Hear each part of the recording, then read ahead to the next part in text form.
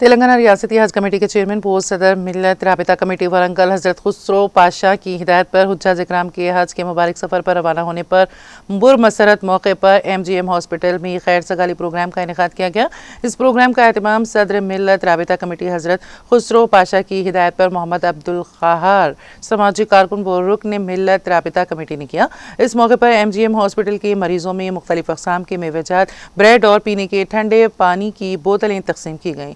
Programme میں doctor ہری Chandra superintendent MGM hospital نے بطور مہمان خصوصی شرکت کی، جبکہ CI شکور انتظار گنج پولیس اسٹیشن نے مہمانان اعزازی کے طور پر شرکت کر کے خوشی کا اظہار کیا۔ اس موقع پر RMO 1 doctor Murali, RMO 2 doctor Madhukar Yadav, health inspector Khwaja, section officer Ajay و Sadiq Pasha, assistant security officer Sunil Yadav, Naga Raju Prashant, sanitation supervisor P Ravinder کے علاوہ ہاسپٹل کا عملہ اور سیکیورٹی سٹاف بھی موجود تھا۔ پروگرام کے دوران تلنگانہ کے حجاج اکرام کے لیے سفر حج کی آسانی، قبولیت اور باخیریت واپسی کے لیے خصوصی دعائیں کی گئیں۔ CI شکور انتظار گنج نے میڈیا سے بات کرتے ہوئے بتایا ہے کہ حجاج اکرام کی روانگی کے موقع پر مریضوں کی خدمت کا یہ عمل قابل ستائش ہے۔